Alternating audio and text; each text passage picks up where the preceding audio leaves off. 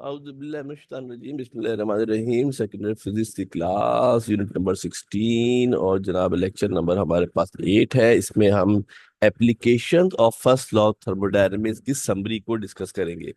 जितने हमने प्रोसेस पढ़े मेरे बेटा उन तमाम प्रोसेस को कंपेयर करेंगे और बेसिकली ये एमसीक्यूज के हवाले से बहुत इंपॉर्टेंट है। इस स्क्रीन को अगर आप देखेंगे तो आप बहुत सारे एमसीक्यूज आपके जहन में आ जाएंगे।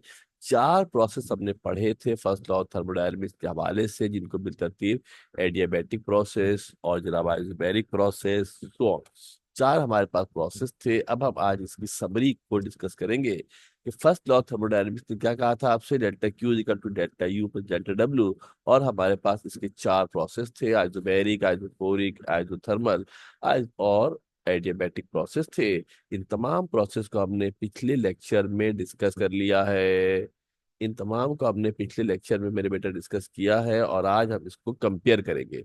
Summary of the application of first law thermodynamics, इसके हम समरी को डिस्कस करेंगे।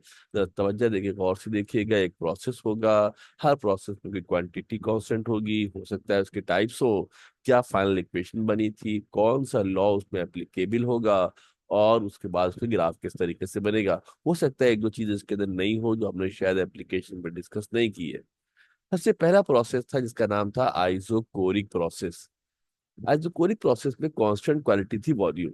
कांस्टेंट क्वांटिटी कौन सी थी? वॉल्यूम। उसके अंदर कांस्टेंट क्वांटिटी थी, टाइप कोई नहीं होती इसकी, एक ही होता है ये। और इसकी इक्वेशन थी delta Q is equal to delta U, all the heat supplied is equal to increase in internal energy. इस पर मेरे बेटा एप्लीकेबल होता है PV upon T is equal to constant. इसे कहा जाता है प्रेशर लॉ। क्या कहते हैं इसको? प्रेशर लॉ कहा जाता है। प्रेशर लॉ इसमें एप्लीकेबल होता है। P is directly proportional to T, या PV upon T equal to constant. Graph इसका अगर बनाए मेरे बेटा, ये ग्राफ आप प्रोसेस में देखिएगा तफसील के साथ, एक पैरेलल लाइन हमारे पास बनेगी जो कि प्रेशर एक्सिस की होगी, पैरेलल। दूसरा जो हमने प्रोसेस पढ़ा उसका नाम था आइसोबैरिक प्रोसेस। आइसोबैरिक प्रोसेस के अंदर क्या होता है मेरे बेटा? वॉल्यूम प्रेशर कांस्टेंट होता है, कोई भी चीज फिक्स जीरो नहीं होती, इसके अंदर प्रेशर कांस्टेंट होता है, टाइप इसकी भी कोई नहीं होती। इक्वेशन क्या बनती है? Delta Q is equal to delta U plus delta W is the equation. Law इसमें जो वैलिड होता है V upon T is equal to constant, ये चार्ल्स लॉ कहलाता है। Volume is directly proportional to temperature, V upon T is equal to constant, Charles law इसमें applicable होता है। अगेन इसके अंदर पैरेलल लाइन होती है वॉल्यूम के एक्सिस के। फिर हमने पढ़ा आइसोथर्मल प्रोसेस। इसके अंदर क्या होता है? टेम्परेचर कांस्टेंट होता है, और इसकी, और जब टेम्परेचर कांस्टेंट होगा तो डेल्टा यू जीरो होगा। और इसके बाद हमारे पास इसके दो टाइप्स होती है, एक्सपेंशन होता है, कंप्रेशन होता है। एक्सपेंशन की इक्वेशन होती है delta Q equal to delta W, और कंप्रेशन की होती है delta Q equal to minus K delta W plus K delta W. K मतलब है सिस्टम ने काम किया है, minus K delta W K मतलब है कि सिस्टम पर काम हुआ है। ये एक्सपेंड होगा, गैस काम करेगी, कंप्रेस होता है, सिस्टम पर काम होता है। इसमें पीवी इक्वल टू के लॉ एप्लीकेबल होता है, जिसे बॉयस लॉ कहते हैं। क्या कहते हैं जिसको? बॉयस लॉ कहते हैं। ऊपर वाला ये जो पहला वाला था ये प्रेशर लॉ है, ये चार्ल्स लॉ है, ये क्या है बेटा आपके पास? ये बॉयस लॉ है। ग्राफ बनाएंगे तो आइसोथर्म में ग्राफ बनता है इसका, आइसोथर्म कहते हैं ग्राफ को।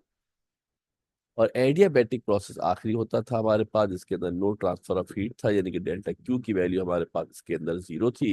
इसकी भी दो टाइप होती है, कंप्रेशन होता है, एक्सप्रेशन होता है, एक्सपेंशन होता है। और मेरे बेटा इसकी भी दो इक्वेशन होती है।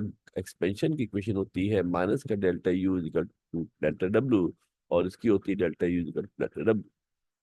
सिस्टम जब काम करता है खुद से तो उसकी इंटरनल एनर्जी में कमी होती है। इसमें इक्वेशन होती है वैलिड डेप्थ पी वी की power gamma is equal to constant. V की पावर गैमा है, ठीक है बेटा, गैमा है, गैमा होता है C P upon C V, हम पढ़ेंगे आगे चल के। P V upon gamma is equal to constant हमारे पास होता है। P upon T is equal to K भी हम इसको जनाब जो है वो कह सकते हैं। ये नहीं, P upon T is equal to K नहीं है, आगे पीछे हमारे पास हो गया है, ये आगे पीछे हमारे पास हो गया है, इसको नहीं करेंगे। अब जरा तवज्जो देखिए, जो चीज मैं समझाना चाह रहा हूँ उस बात को समझने की कोशिश कीजिएगा। सिचुएशन मेरे बेटा हमारे पास ये है, भुवनेश्वर। अब इसमें से बनेंगे बहुत सारे एमसीक्यूज। एमसीक्यूज मेरे बेटा इस तरीके से बनेंगे आपके पास, कभी प्रोसेस का नाम दे देंगे या पूछेंगे क्या चीज कांस्टेंट होती है। In isobaric process dash remains constant, तो आपको पता होना चाहिए प्रेशर रिमेन्स कांस्टेंट। या if volume remains constant, no work is done, delta W is equal to zero, then process called dash isochoric process. तो किसी एक सिनारियो को बयान कर देंगे और दूसरा सिनारियो आपसे पहुंचेंगे। दो बातें इसमें और ऐड कर लेना मेरे बेटा, कि सबसे ज्यादा वर्क होता है, मैक्सिमम वर्क होता है आइसोथर्मल एक्सप्रेशन में। ये अगेन मैंने यहाँ मेंशन नहीं किया है। यहाँ एक जुमला मेरे बेटा और लिख देना, जब पढ़ा रहा था तो मैंने वहां भी मेंशन किया था। इसके अंदर होता है मैक्सिमम वर्क। ये भी एग्जाम के अंदर पूछते हैं।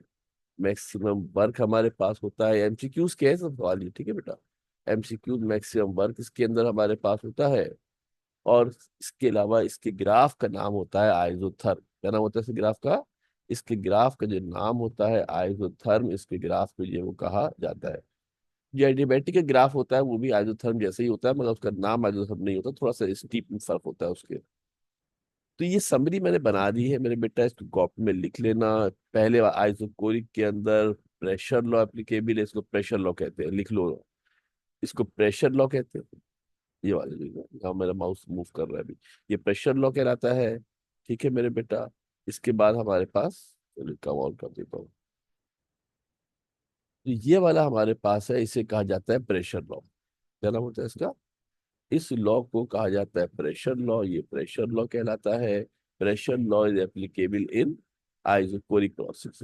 उसके बाद मेरे बेटा जो आइसोबैरिक प्रोसेस की बात करते हैं, इसमें एप्लीकेबल होता है Charles law. P upon T equal to constant है, इसको चार्ल्स लॉ कहते हैं। P upon T equal to constant को चार्ल्स लॉ कहते हैं, तो इसमें चार्ल्स लॉ एप्लीकेबल होता है। P equal to K Boyle's law कहलाता है। तो आइसोथर्मल प्रोसेस के अंदर बॉयल्स लॉ एप्लीकेबल होता है। ठीक है मेरे बेटा, पी की power gamma equal to constant, कोई लॉ नहीं है। तो ये समरी बेटा मैंने बना दी है, इस समरी को लिख दीजिएगा। इसमें से कोई सा भी एक क्वेश्चन देखकर दूसरा क्वेश्चन पूछ सकते हैं, जो आपको एमसीक्यूज में हेल्प आउट करेगा। Maximum work is done in dash, maximum work is done in dash process, पता होना चाहिए आइसोथर्मल एक्सपेंशन होता है। Low work is done in dash process, isochoric process हमारे पास होता है। ठीक है मेरे बेटा। Both internal energy and work changes in dash process, तो आपका आइसोबैरिक प्रोसेस हमारे पास होता है। और जनाब no heat enter the system is called dash, तो इसमें नाम होता है आइडियाबैटिक प्रोसेस होता है। Internal energy does not changes in dash process, तो आपका आइसोथर्मल प्रोसेस होता है। इसी तरीके से V upon T equal to K dash process में एप्लीकेबल होता है। बॉयल्स लॉ डैश प्रोसेस में एप्लीकेबल होता है। चार्ल्स लॉ फनम में एप्लीकेबल होता है। एडियाबैटिक प्रोसेस की इक्वेशन डैश होती है, पीवी की power gamma equal to const. तो एमसीक्यूज के हवाले से है पूरी इक्वेशन। इसको तवज्जो देके ध्यान से देख लीजिएगा, it will help a lot in your MCQs. ये आपके एमसीक्यूज में बहुत ज्यादा काम आएगी। यहाँ पर हमारे पास इसकी समरी मुकम्मल होती है। नेक्स्ट वीडियो के अंदर इंशाअल्लाह हम इसके न्यूमेरिकल डिस्कस करेंगे। क्योंकि जनाब जरा तवज्जो देके गौर से ध्यान से इसको देख लीजिएगा। वीडियो को लाइक कर ले, सब्सक्राइब कर ले, शेयर कर दे, जरा फायदा रहेगा। ओके जी, थैंक यू वेरी मच, अल्लाह हाफिज़।